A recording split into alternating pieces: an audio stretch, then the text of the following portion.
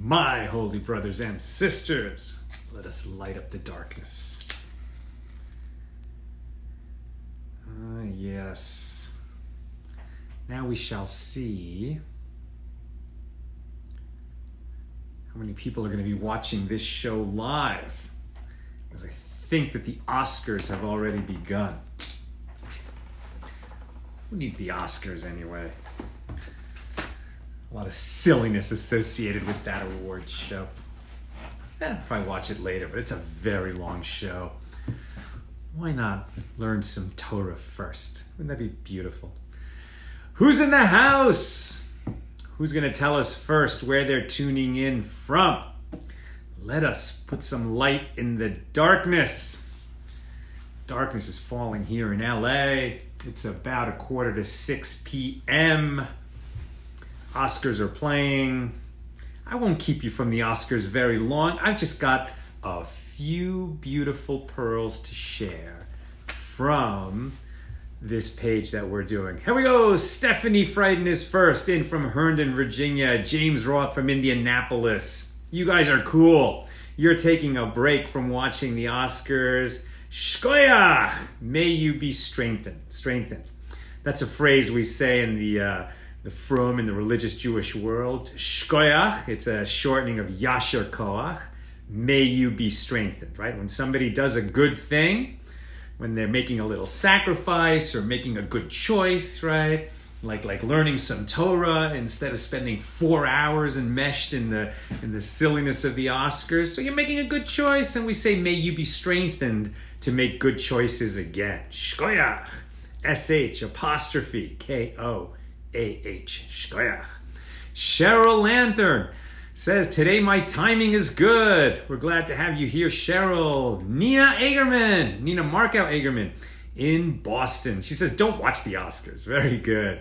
Judith Sobel says, shalom from Florence, South Carolina. And Miriam from Hayden, Colorado. Great to have you with us today.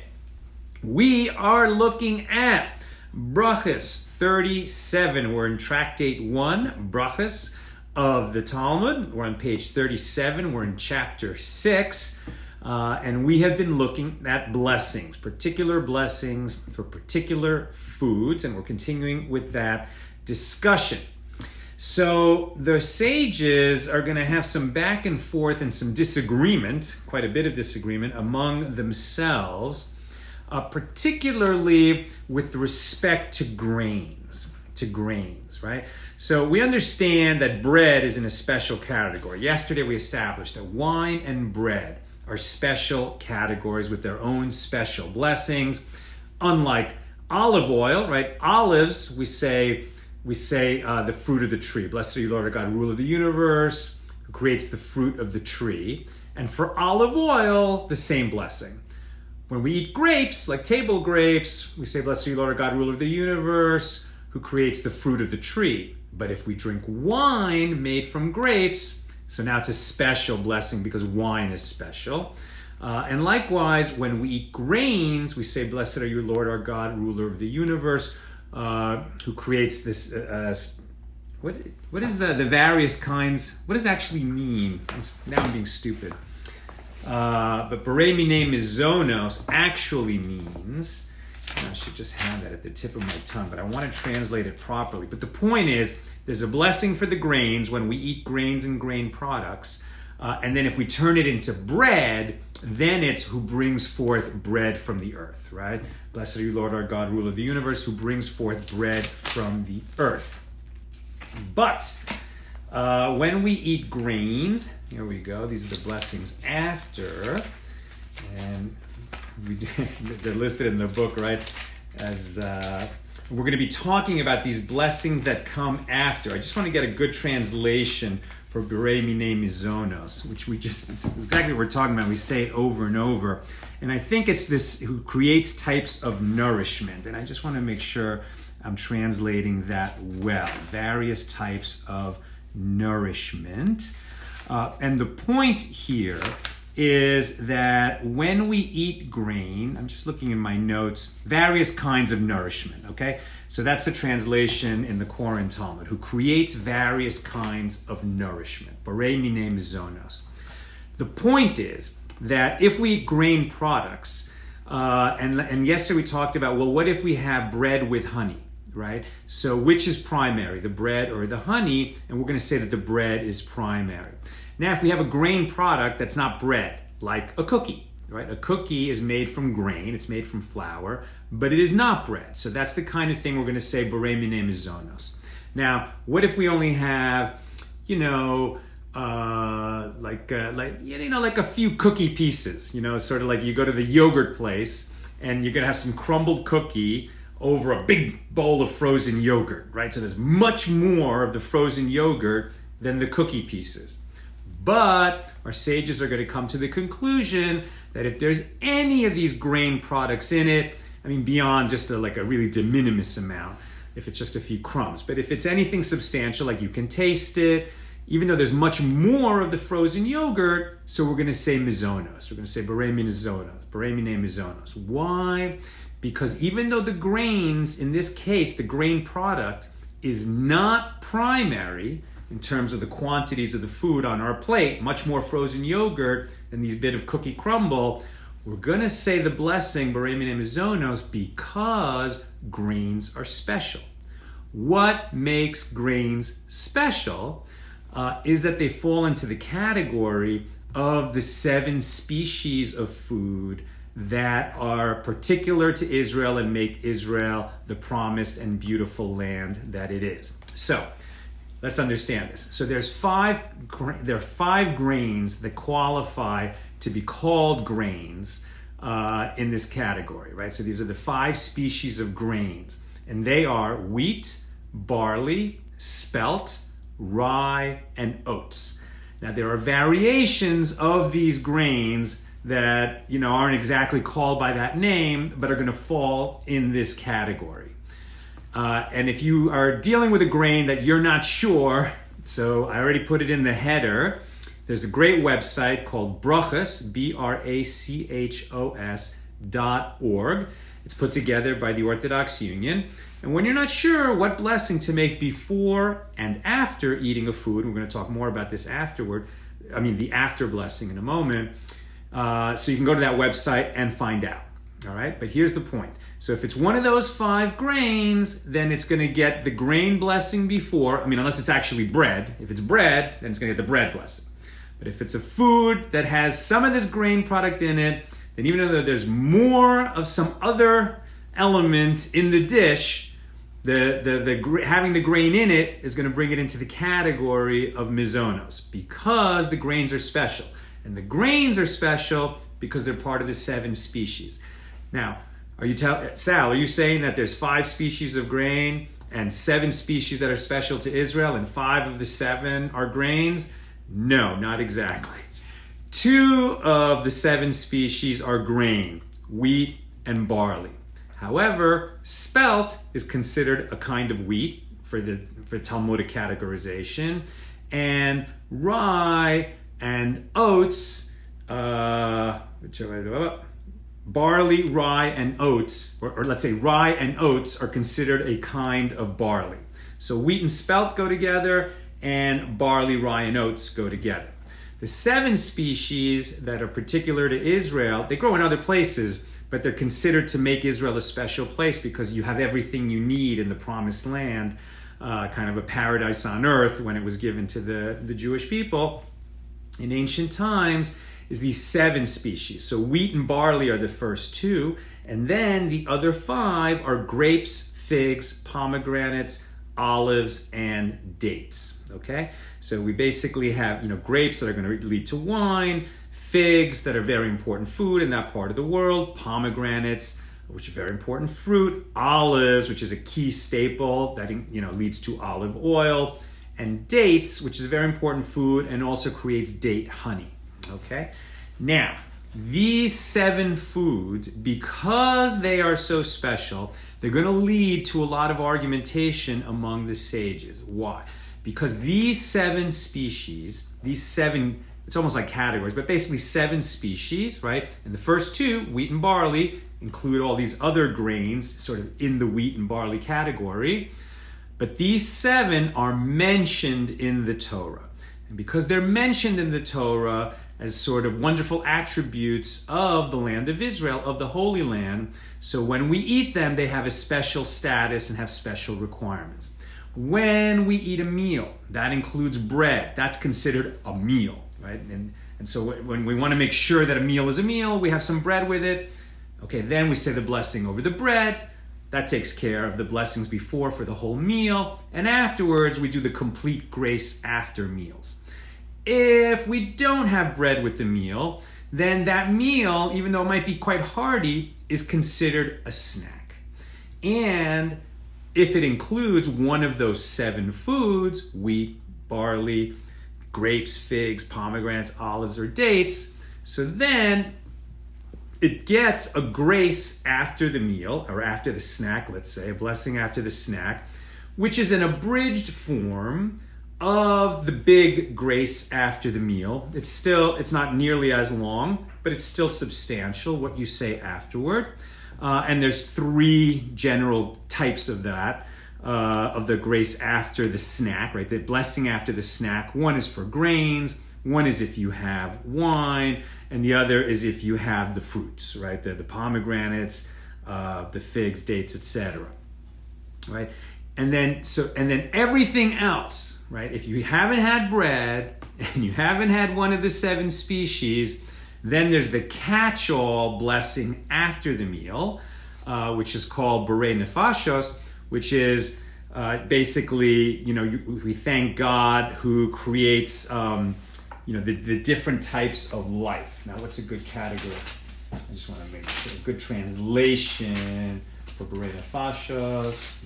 Hold on. Oh, yeah. Blessings after other foods. Who creates numerous living beings and their needs, right? So if we eat food and it doesn't have bread in it and it doesn't have one of the 7 species, then the blessing after we eat it is going to be the catch-all. Blessed are you, Lord our God, ruler of the universe, who creates numerous living things and their needs, okay? So the 3 general categories of food with respect to saying a blessing after you eat: a meal with bread in it, a meal with one of the 7 species, or everything else, okay? So then the big question that comes up, in which they argue about in our daf, is what if you eat rice? Rice. So this is interesting because rice comes from the Far East, right? India at least, and really further east, right? Really comes from Asia. But rice, while it was not known, at the time that the children of Israel entered the Holy Land, 1,000 years before the Common Era. So in the Mishnaic times, when they're starting to, codify the oral tradition and write it down about 2,000 years ago, rather than 3,000 years ago, so by then rice was known. Rice had made its way to the crossroads of the world, as it were. The Holy Land, right, is the crossroads of the world.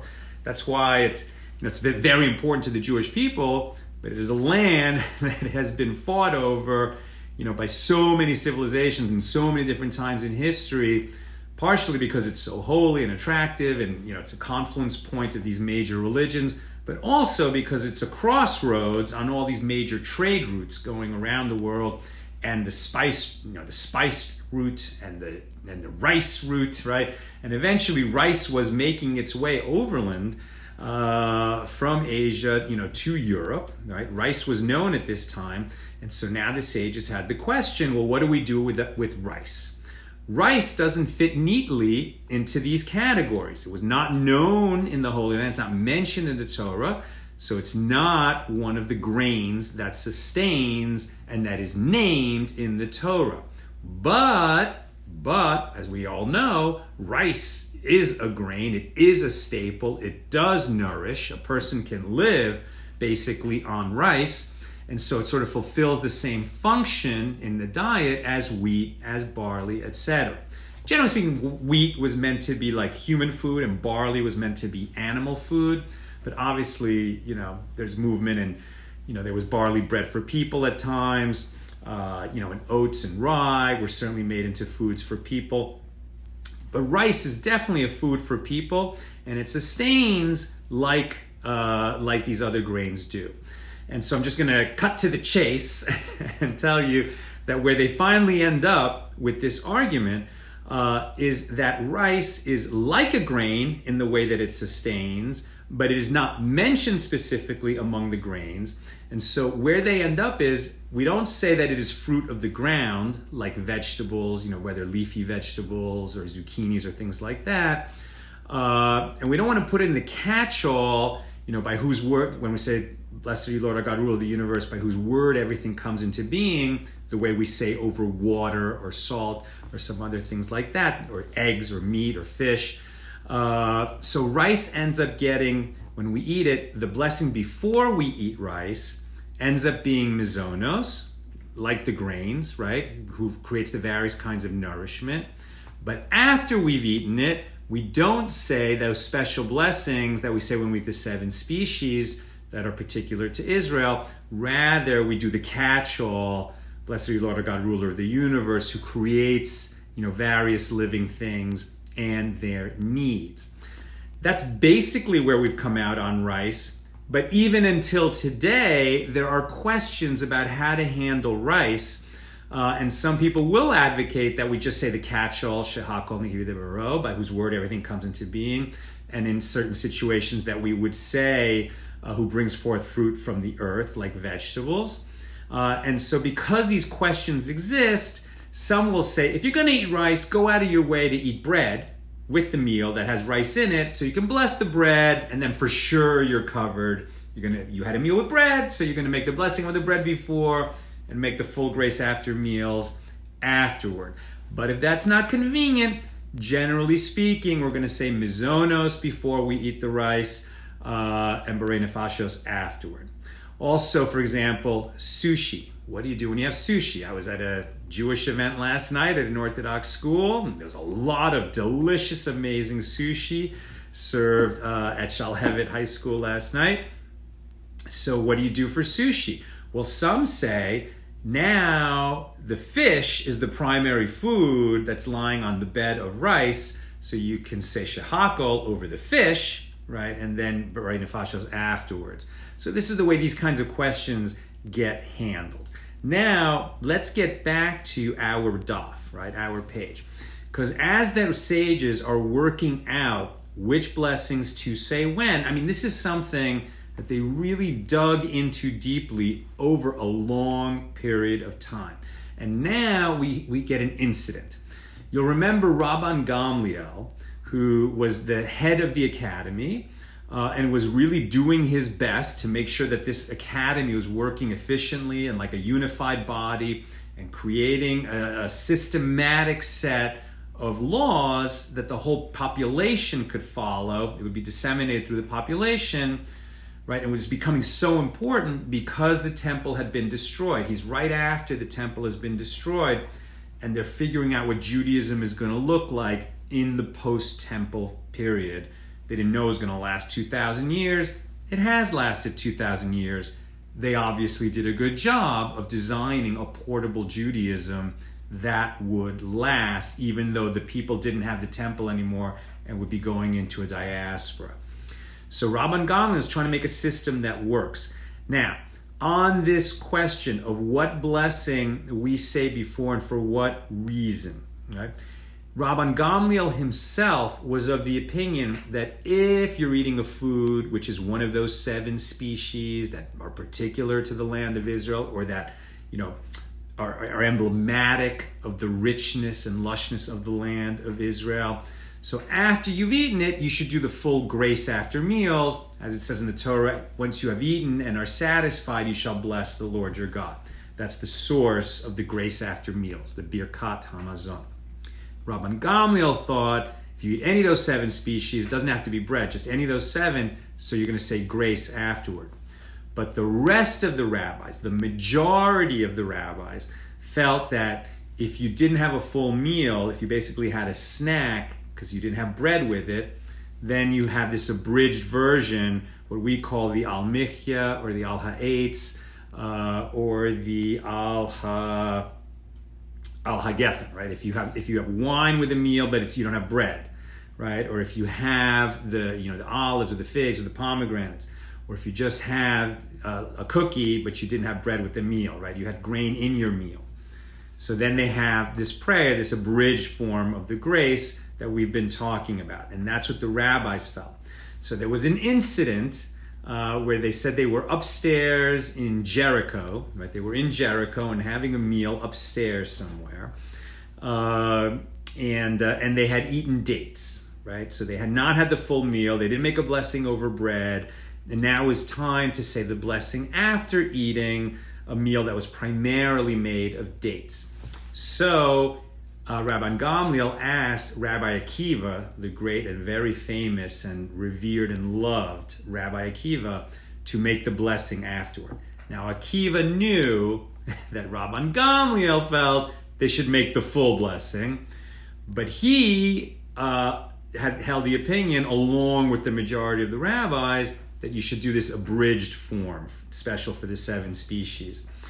And sort of in deference to Rabban Gamliel, who he didn't want to disrespect, and we know that Rabban Gamliel was touchy, right? And we had that whole issue. I'm not sure if it happened before or after this incident, but we learned, some weeks ago about this incident when Rabban Gamliel got really angry with Rabbi Yehoshua over a disagreement that they had. And he, embarrassed Rabbi Yehoshua, and it led to Rabban Gamliel being removed from his position. He was impeached and removed from his position as the head of the academy. Later, he was restored, and he sort of shared the title with his replacement, the young Rabbi Lazar ben Azariah. But Rabban Gamliel remained preeminent, right? So he sort of gave the lecture 3 out of 4 Shabbats every month, and Elazar would do it 1 out of 4.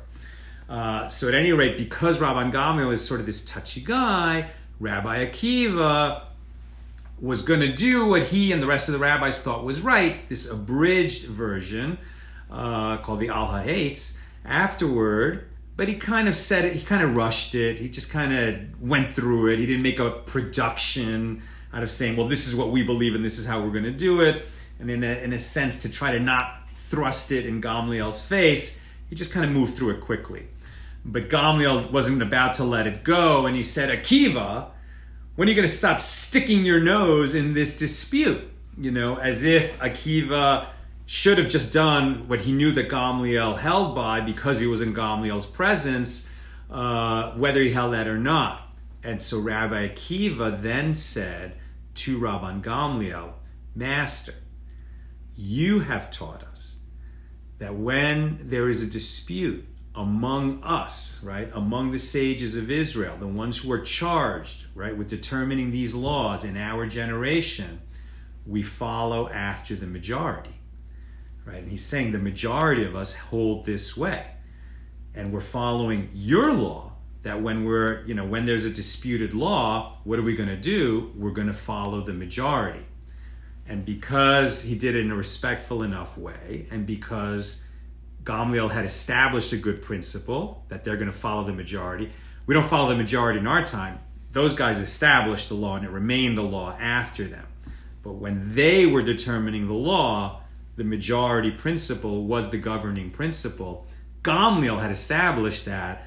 Akiva reminded him of it, and then Gamliel let it go and said, the answer is not recorded, but the understanding is Gamliel said, you're right, because that's where he left it, and that's where we are.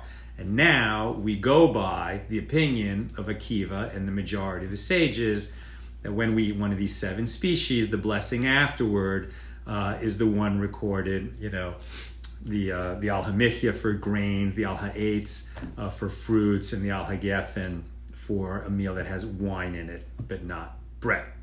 If you have any questions about which bracha to say, this is like when people sort of grow up secular and then they decide to become more religious, like we have in our family.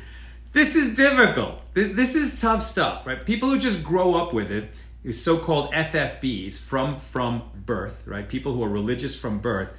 Well, okay, so they just grew up in a household where they just know, okay, this is the blessing you say for whatever kind of food. It's just instinctive. It's like knowing your language. You know which blessing to say, both before and after a meal that includes those foods. But when you're kind of getting used to it, when you're trying to grow in faith and spirituality and bring in these blessings in your life, it's somewhat, it's not so difficult to eventually train yourself to, okay, you always remember to say a blessing before you eat and say a blessing after you eat. And spiritually, beautiful. You're going to be grateful for what you've been given when you're hungry, and you're going to be grateful for what you've been given when you're satisfied. Spiritually, it's a beautiful teaching. But to get it right, to use the right blessing at the right time, is not easy.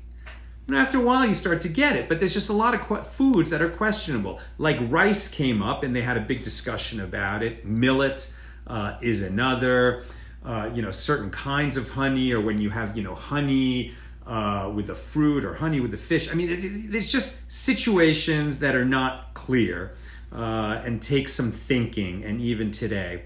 But a great resource, like I have there in the description of this show, Berachos.org. When you're trying to learn what blessing to say, that's the place to go and look it up quickly and easily. Edward Burgess says, quinoa.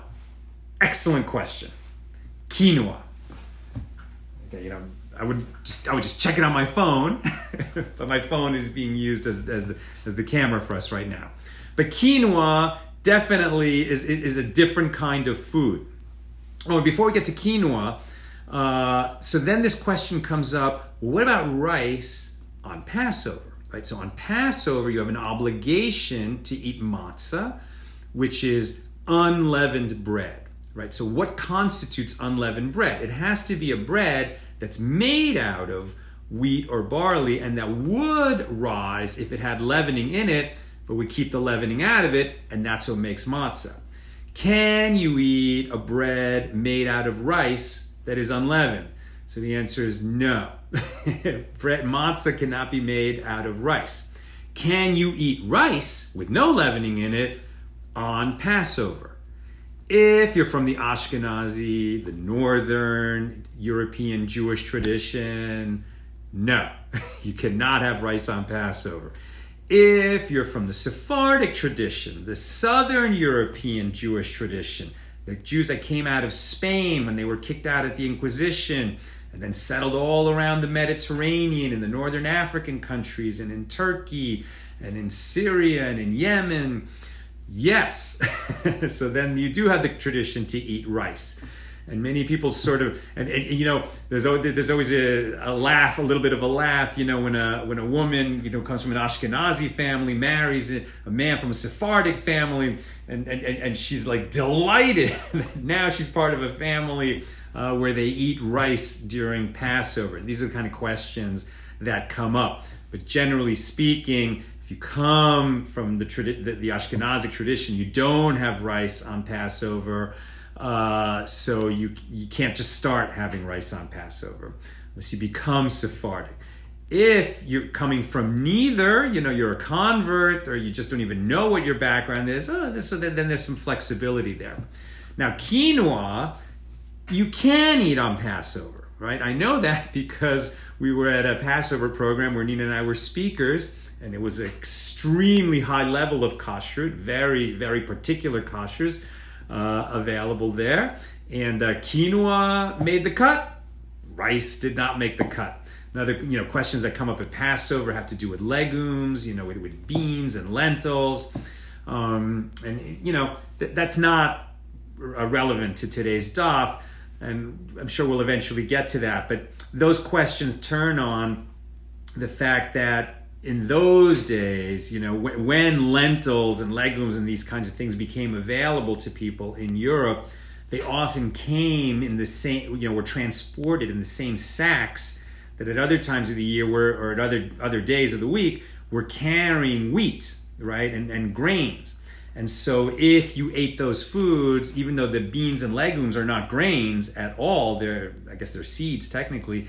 So the problem is that there will be some of the grain mixed in with it, And so to put a fence around that prohibition to make sure people didn't mistakenly, eat grain during Passover, they just prohibited the whole thing, right? And that's why, kind of like strict people during Passover, Northern European, Ashkenazic Jews, like they're not having beans, they're not having corn, they're not having legumes, they're certainly not having rice. They're eating a lot of potatoes. Potatoes you can still eat. That's where you get your starch during Passover. You could say that now, the food distribution of the world is such that there's no danger that when I get lentils that there's going to be, wheat mixed into it, wheat flour mixed into it. But that prohibition took hold and lasted over so many centuries that we don't just now go and reverse it because the conditions have changed in the supermarkets, as it were. That whole discussion is for another day. But the takeaway from today is the importance of making blessings before and after we eat, and the particular importance of these 7 species which the Torah uses to characterize the bounty and beauty and richness of Israel. Wheat, which includes spelt, even though it's a different species, it's the same category. Barley, which includes rye and oats. So if you have oatmeal in the morning, you would say Borei Minei Mizonos before and El Hamichya afterward, right?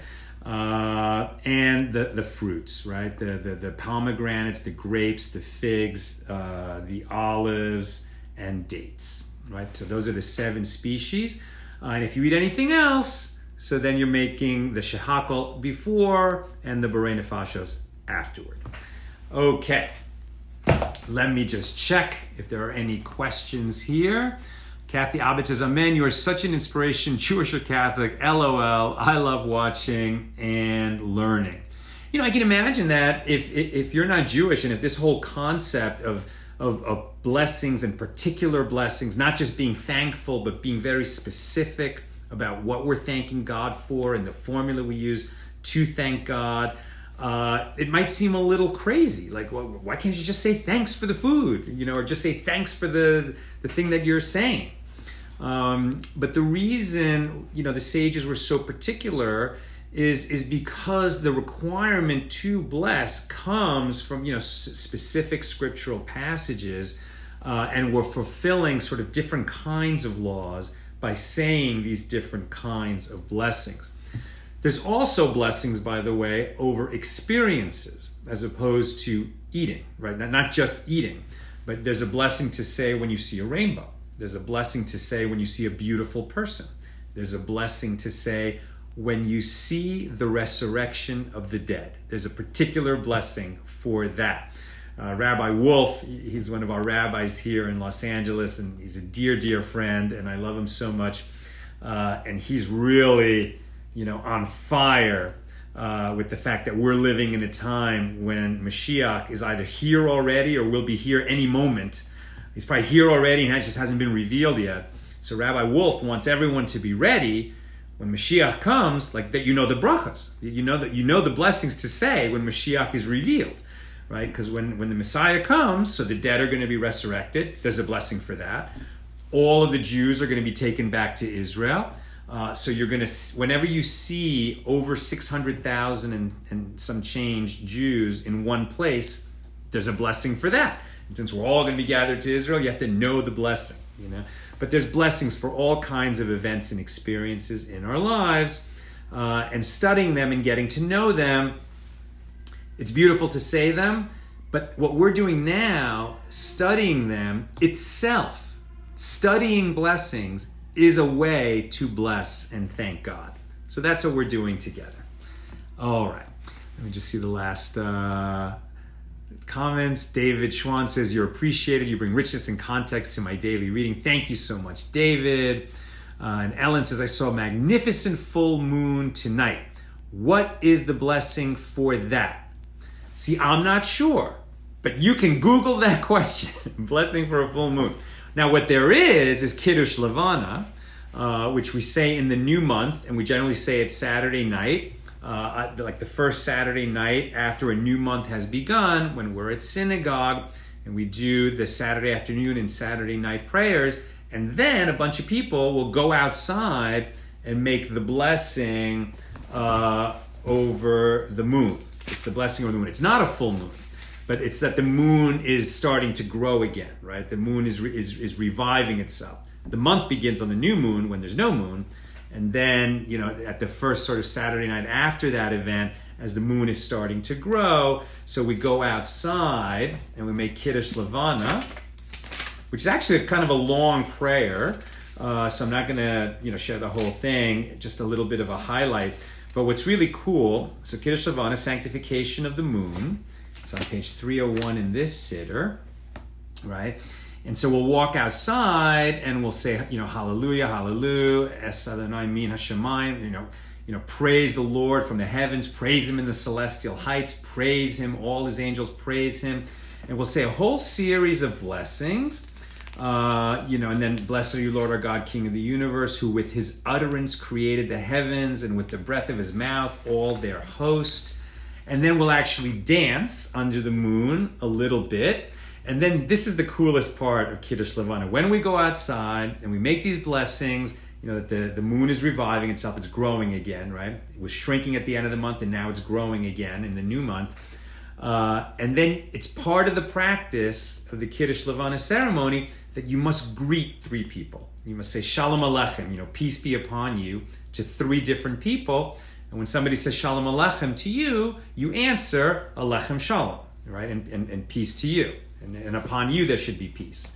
Right, so you say Shalom Aleichem to someone, and they answer you Aleichem Shalom, and that's very similar, by the way, to Arabic, right? I mean, my Arabic, I don't know anything about Arabic, but I know Salam Aleichem, that's Arabic, right? And that's the same phrase as Shalom Aleichem, and Shalom Aleichem is a beautiful way to say hello to people, right? Shalom Aleichem, peace be upon you, right? All right. Right, and Alejandro Martinez is saying you say Birkat HaLevana between the 7th of the month and the 15th, right? When it's growing, when the moon is growing. All right, my pals, it is great to be sharing Talmud and Torah with you here on a Sunday evening. We did Berachos 37. We're looking at how important it is to say a blessing before and after, and the particular blessings and their requirements when we have the 7 species which characterize the land of Israel and its beauty and abundance. Tomorrow, with God's help, we'll continue on page 38 of Tractate Berachos. All the best, sending you big love from LA.